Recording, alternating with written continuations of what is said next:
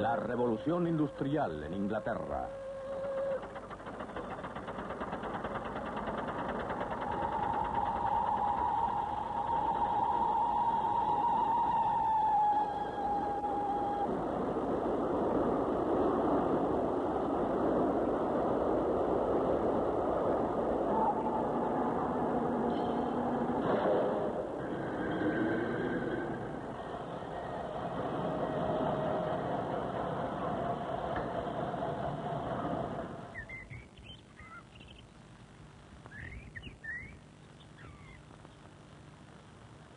Vayamos con nuestra imaginación a Inglaterra, como era hace 200 años. Era muy diferente a lo que estamos acostumbrados a ver hoy. Era una Inglaterra de aldeas tranquilas, de pequeñas fincas, de inmensos pastos sin cercar y grandes arboledas. En muchos lugares había habido muy pocos cambios desde la Edad Media. La mayor parte de la población se dedicaba a la agricultura o a otras ocupaciones propias de los campesinos. El nivel de vida era muy bajo, las fincas demasiado pequeñas y los métodos de cultivo muy primitivos. Se sabía muy poco acerca de la rotación de las cosechas y de muchas otras prácticas que hubieran aumentado la producción. En cuanto a las ovejas, tenían muy poco que comer en el invierno, excepto lo que les mandaba Dios Todopoderoso. Y la mayor parte de ellas se moría. Veamos ahora cómo estaba la industria, y específicamente la situación en la industria textil. La lana en aquel tiempo era la columna fuerte de la prosperidad inglesa. En todas las casas de la aldea o del campo se encontraba una rueca, y en todas las aldeas había un telar. Este método de fabricación se conocía como el sistema doméstico.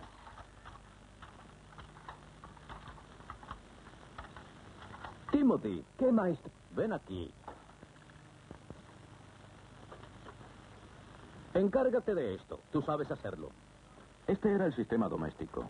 Pequeños maestros que vivían en las aldeas o en casas retiradas, con las comodidades de la época, y establecían sus negocios con su propio capital. El maestro también trabajaba, y casi todos los procesos a que debía someterse la lana se hacían en su casa. Además del telar, el maestro tejedor tenía una finca de 1 a 7 hectáreas en tamaño. Criaba aves, cerdos y alguna que otra vaca. Tenía un barril de cerveza hecha en casa, un traje para los días de trabajo y otro para los domingos. Tanto los jornales como los aprendices se hospedaban y comían en su casa.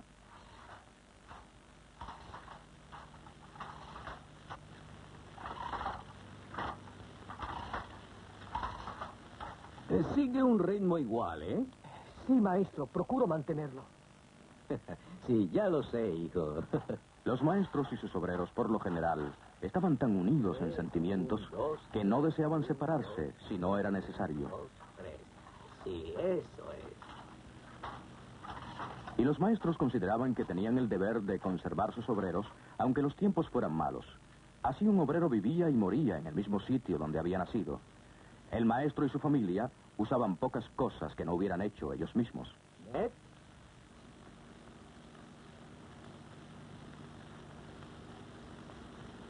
¿Qué crees tú?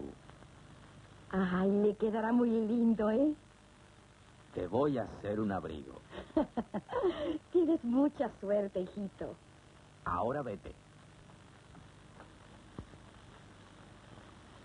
Mujer! ¡Ay, por todos los santos!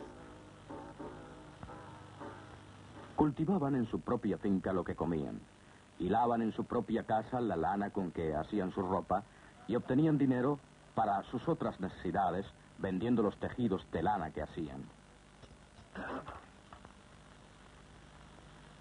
Bendice, Señor, nuestro hogar y estos alimentos que nos das. Bendícenos, Señor, y por tu Hijo, llévanos contigo al paraíso. Amén. Amén. El maestro se sentaba a la cabecera de la larga mesa de nogal y junto con su familia y sus obreros rezaba antes de empezar. Y luego trinchaba la carne y servía la comida. Tal vez tomara una copa de cerveza él solo y no le daba a sus obreros. Pero eso era prácticamente la Esto es única para diferencia en la forma de vivir. Pásamelo, hijo.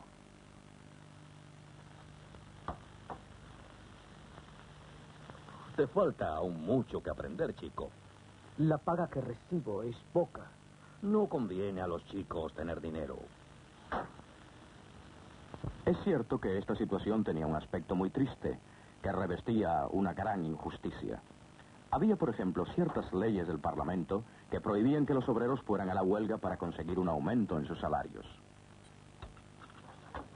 Hubo una huelga el invierno pasado, pero la policía le puso fin de la forma acostumbrada, con las bayonetas y la cárcel. El obrero no se atrevía a ir a la huelga y no había otro sitio donde pudiera buscar trabajo. Ganaba muy poco dinero durante toda su vida. Ocupaba una posición media entre esclavo y hombre libre, o más propiamente, entre siervo y ciudadano. Esta, aunque breve y no perfectamente descrita, era la situación de la industria textil en Inglaterra hace 200 años. Esta situación variaba de sitio en sitio y de tiempo en tiempo. Inglaterra no se asemejaba en nada al jardín del Edén, pero la vida siguió de generación en generación su curso tranquilo.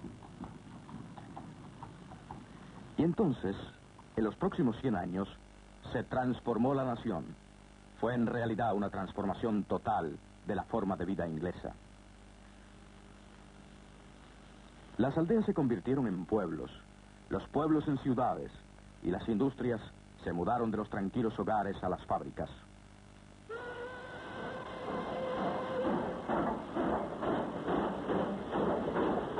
Esta transformación es lo que llamamos la revolución industrial. Podemos decir sin peligro de quedarnos cortos que 3 inventos destruyeron nuestro viejo mundo y construyeron uno nuevo. El primero fue un telar para hilar más de un hilo a la vez. El segundo fue un telar de fuerza hidráulica. El tercero fue la máquina de vapor.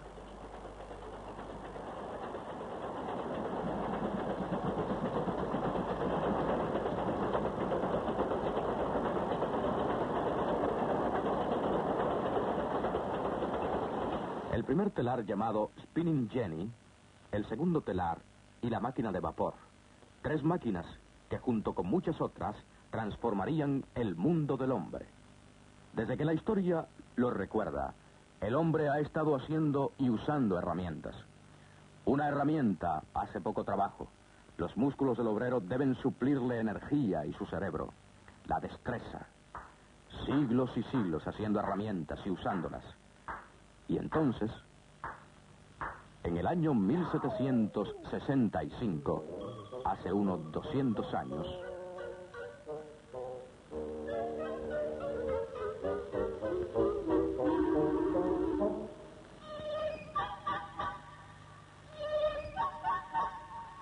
¡Jenny! ¡Jenny, escucha! James Hargreaves inventó una máquina operada a mano a la cual puso el nombre de su esposa. La llamó Spinning Jenny. Este telar iniciaría una revolución en la industria de la lana en Inglaterra. Hilar siempre había sido un proceso lento. Solo podía hilarse un hilo a la vez. Pero James Hargreaves montó 8 usos en un marco y los hizo girar a todos con una rueda, hilando así 8 hilos a la vez. El ingenio de Hargreaves le creó graves dificultades.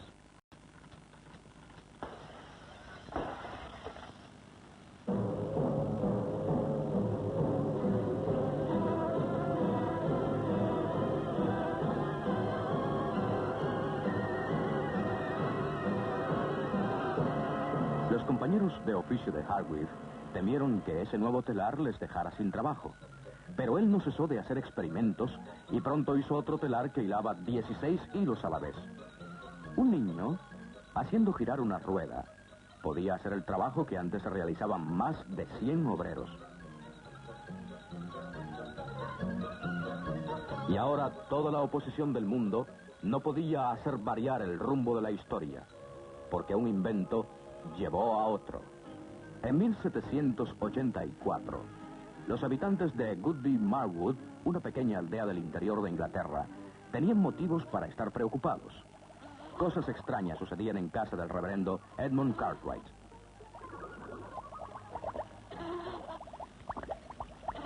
Suceden muchas cosas extrañas ahí. Tal vez del diablo.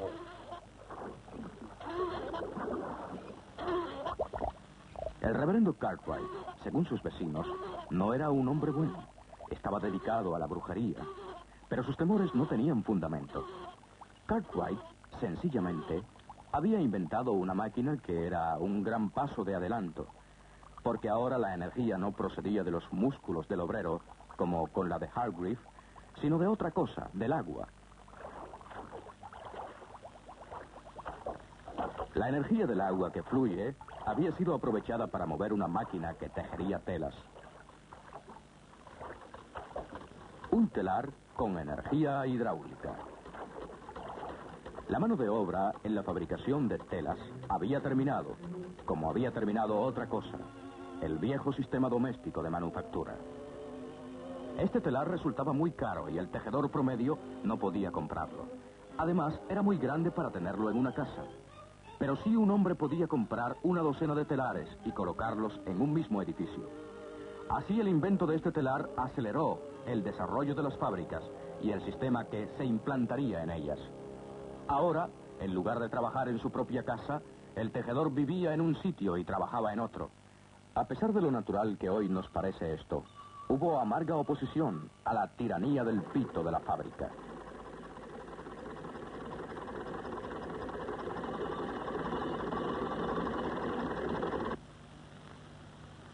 Antes yo podía soltar mi lanzadera cuando quería.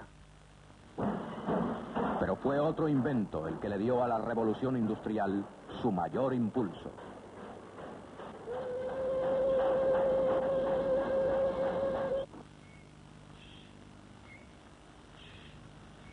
James Watt, ¿cuántas veces te he dicho que no pierdas el tiempo? No serás nadie nunca en la vida, hijo. No pierdo mi tiempo ahora, mamá. Es que pienso inventar una cosa muy pronto. Inventar una cosa. ¿Qué vas a inventar, hijo? Yo todavía no sé, pero pienso que tal vez invente una máquina de vapor. La leyenda del niño James Watt y la tetera con agua hirviendo no es cierta, naturalmente. La máquina de vapor la inventó realmente Thomas Newcomen en 1705 y se usaba para sacar agua de las minas de carbón.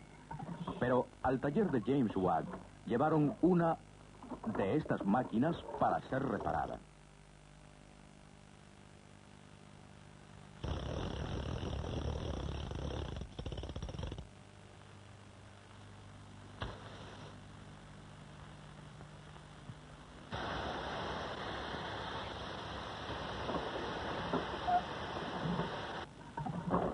James Watt empezó a trabajar. En 1781 había mejorado tanto la máquina de vapor que era una fuente de potente energía barata y podía usarse para mover toda clase de maquinaria.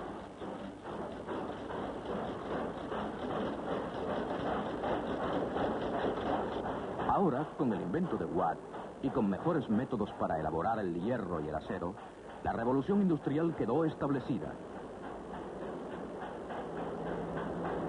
La rueca y el telar de mano quedaron silenciosos. Surgieron grandes ciudades, no de la noche al día, pero en el corto espacio de menos de 100 años. Y el lugar del maestro tejedor, mitad agricultor y mitad fabricante, fue ocupado por el dueño capitalista, poseedor de cientos de telares, que empleaba a cientos de hombres. Con la revolución industrial en el siglo XIX, Inglaterra se convirtió en el taller del mundo. Había que tener imaginación y recursos en aquella época, y juntos los hombres de negocio y los ingenieros crearon una era en la cual Inglaterra fue reina suprema del comercio mundial. Tengo grandes pedidos de Yo embarque tengo y pendiente debo un apresurar envío la de producción. telas, y no sé si La estará verdad es listo que a el tiempo. negocio ha mejorado Es una época mucho. muy buena, Tengo no hay duda pendiente de un ello. negocio de 110.000 libras esterlinas y naturalmente es algo que no... Realmente parecía haber motivos para un gran optimismo. Inglaterra había entrado en una era de inmensa prosperidad nacional. Ser inglés a principios del siglo XIX equivalía a disfrutar de todas las comodidades y diversiones que el mundo podía ofrecer si uno tenía dinero. Pero, ¿y la enorme masa del pueblo? En gran número se sumía más y más profundo en el desamparo y en la miseria.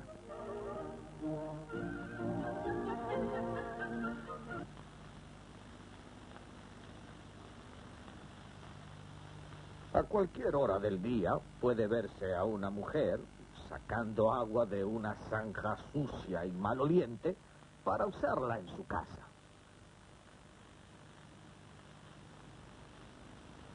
La vida del obrero inglés promedio, y en aquella época las mujeres y los niños estaban incluidos en esa clase, era una horrible lucha por la existencia, en la cual había dos enemigos, el patrón y las máquinas.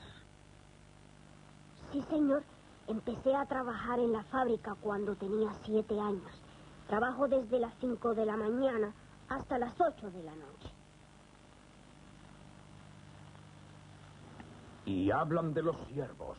¿Hubo en los tiempos feudales alguien tan despreciado, tan esclavizado, como el obrero de lo que llaman era del progreso? Mientras los hombres de las minas de carbón trabajan en ellas con sus picos y palas, las mujeres y hasta los niños tienen la tarea de sacar el carbón del extremo de la mina por los túneles.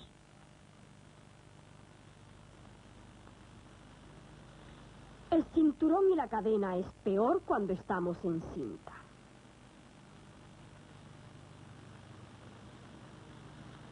Muchas veces ocurre que las mujeres dejan caer la carga y caen ellas también de la escalera.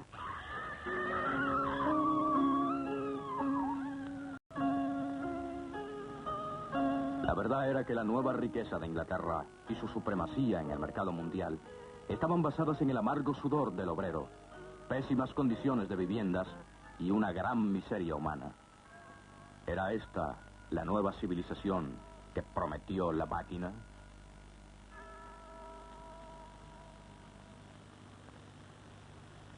Veo, y me agrada verlo, que la clase obrera de Inglaterra sabe que está maltratada y que odia de corazón a aquellos que la maltratan.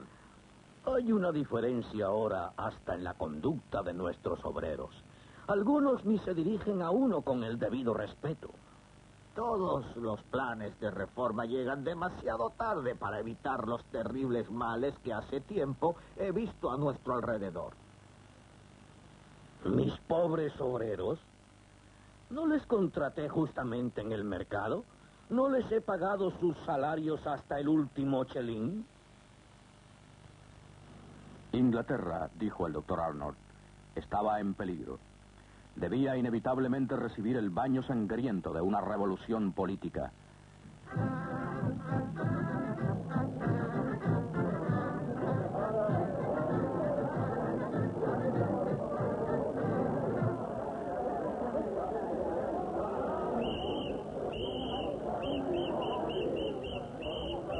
La riqueza para los obreros. Pero a pesar de muchas revueltas locales, la revolución tan esperada y tan temida no llegó a Inglaterra como había llegado antes a Francia. Hubo dos razones principales. La primera fue la reforma. Durante muchos años se estuvo pidiendo insistentemente una reforma de los peores males causados por la revolución industrial. Y en 1842, el Parlamento aprobó la primera de una larga serie de leyes de reforma, la Ley de Minas. Se resuelve que de ahora en adelante queda prohibido el empleo en las minas de carbón para las mujeres y los niños menores de 10 años.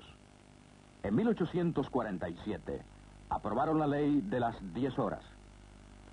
Se resuelve que de ahora en adelante el trabajo de mujeres y niños en las fábricas textiles estará limitado a un periodo de no más de 10 horas diarias.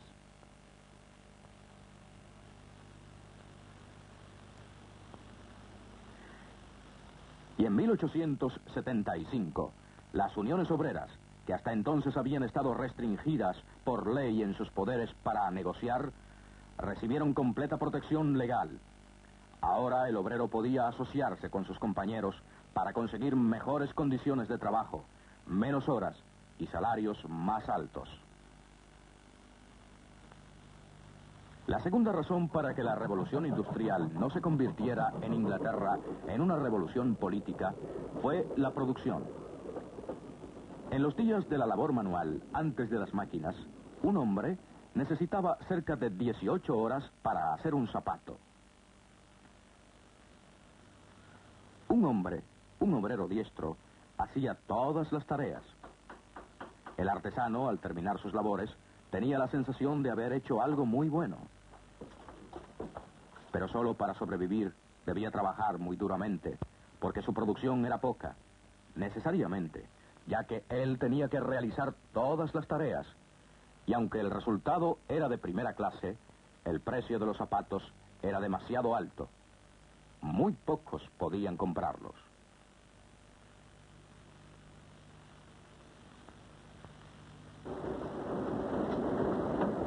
Pero con el advenimiento de la máquina, la producción de cada obrero aumentó considerablemente.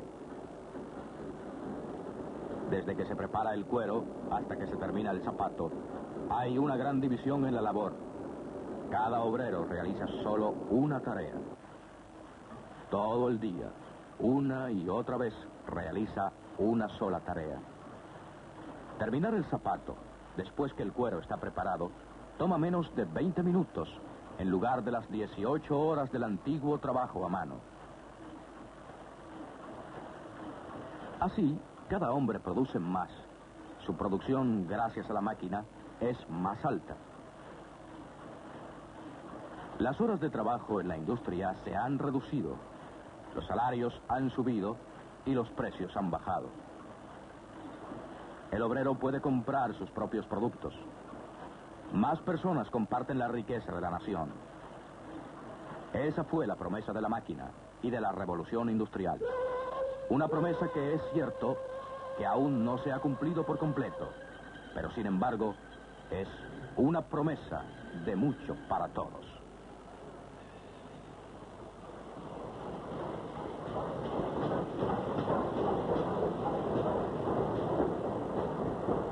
El siglo XIX, el siglo de la revolución industrial, fue para Inglaterra uno de grandes logros. Una nación agrícola con una sola gran industria, la de la lana, se transformó en una nación de ingenieros, de minas de carbón, de altos hornos de acero, de fábricas. La transformación no se logró sin dificultades, pero en un corto espacio de tiempo, según la historia lo cuenta, Inglaterra se convirtió en el taller del mundo, fabricando para todos los mercados. Y lo que es quizá más importante, además de exportar sus locomotoras, sus máquinas de vapor, sus telas y otros productos terminados, Inglaterra exportó el propio industrialismo. Desde esta pequeña isla frente a la costa de Europa, la revolución industrial se extendió y con ella los grandes problemas y los grandes beneficios materiales de una moderna civilización industrial.